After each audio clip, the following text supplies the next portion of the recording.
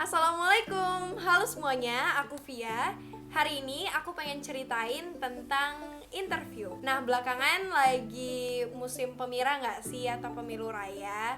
Kayaknya udah banyak yang melaksanakan dan banyak juga yang udah selesai seperti kampusku. Sebentar lagi biasanya bakal open recruitment untuk organisasi mahasiswa. Atau mungkin kalian bisa gunakan video ini sebagai referensi untuk menjawab pertanyaan-pertanyaan di interview untuk program lain, bukan cuma normal aja, bisa juga program pengembangan diri yang kalian akan ikuti. Nah, beberapa waktu yang lalu aku sempat ikut interview dari dua program yang berbeda. Dengan sedikit pengalaman yang aku miliki dan juga beberapa kali menginterview, aku sedikit tahu nih pola-pola ketika interview tuh kayak gimana sih gitu kan. Tapi tetap aku coba cari referensi yang lain, mana tahu mereka punya standar sendiri dalam menentukan pertanyaan-pertanyaannya. Dan ketika aku coba cari di Google dan juga di YouTube, ternyata sedikit banget yang ceritain tentang pertanyaan seputar studi kasus dan pilihan dari dua opsi. Karena biasanya dua pertanyaan ini yang biasanya tuh pas ditanyain di interview. Jadi di sini aku akan ceritain ke kalian. Semoga akan bisa mengambil sedikit dari yang akan aku jelasin.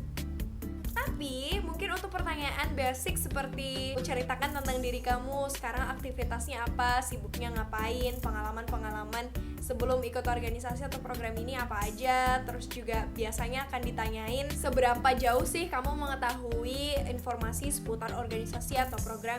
Kalau untuk pertanyaan-pertanyaan itu kalian bisa coba cari di YouTube dan juga di Google, udah banyak banget.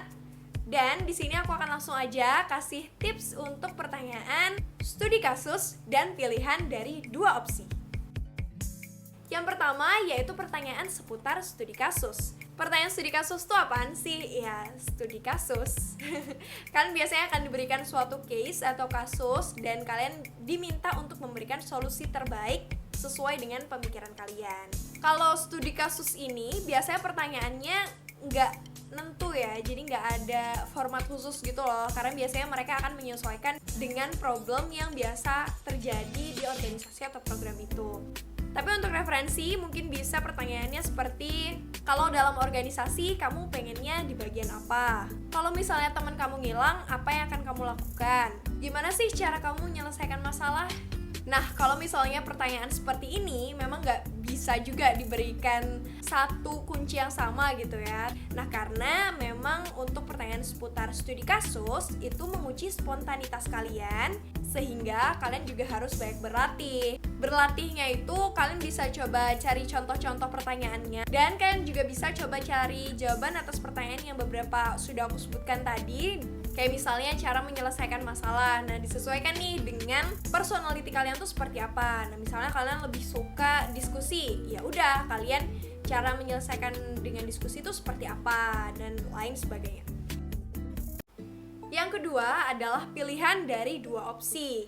Nah, jadi untuk pertanyaan ini kalian akan diberikan dua pilihan. Kalian bisa langsung pilih salah satunya dengan memberikan rasionalitas atau alasan. Tapi ada juga yang biasanya nggak perlu, jadi langsung aja jawab. Jadi contohnya tuh kayak, kamu lebih baik menunggu atau ditunggu, komitmen atau prioritas, menjadi baik atau benar, selingkuh atau diselingkuhi. Nah, biasanya pertanyaan yang kayak gitu, kayaknya kalian udah tahu ya. Aku mau ingetin, untuk pertanyaan ini kalian jangan ketipu dengan pertanyaannya. Jadi kalau pertanyaan-pertanyaan interview itu memang beberapa ada yang terlihat unik gitu. Jadi kalian jangan sampai ketipu dengan itu. Kayak misalnya dulu aku sempat ditanyain, kamu pilih mendung atau hujan gitu. Dan kalau misalnya harus memberikan rasionalitas, harus sesuai dengan apa yang kita pikirkan saat itu, karena ini juga menguji spontanitas kita. Untuk tips dari aku, jangan pernah menganggap pilihan kalian itu adalah pilihan superior atau pilihan yang paling baik, pilihan paling bagus, pilihan paling benar, sehingga kalian menjatuhkan pilihan satu lagi. Karena sejatinya dari dua pilihan yang diberikan itu tidak ada yang salah, tidak ada yang benar. Jadi tergantung bagaimana rasionalitas yang kita berikan. Nah, mungkin itu tadi beberapa tips yang bisa aku berikan. Aku nggak tahu sih ini akan berguna atau enggak, tapi semoga kalian bisa tercerahkan sedikit. Kalau boleh aku kasih tips tambahan, kalian coba banyak nonton video-video interview kerja, tips-tips interview kerja, dan juga baca-baca di Google untuk pertanyaan-pertanyaan seputar interview beasiswa, program. Karena sebenarnya polanya tuh hampir-hampir sama, tinggal disesuaikan dengan skill atau kemampuan kamu. Kalian juga bisa coba tanya ke teman kalian atau senior yang udah lebih dulu masuk ke organisasi atau program itu, jadi kalian ada sedikit bayangan supaya memudahkan untuk interview. Jangan lupa, jangan merasa gugup, karena yang paling penting dalam interview adalah fokus. Karena kebanyakan itu memang pertanyaannya tuh menguji spontanitas aja sih. Jadi semangat! Semoga membantu.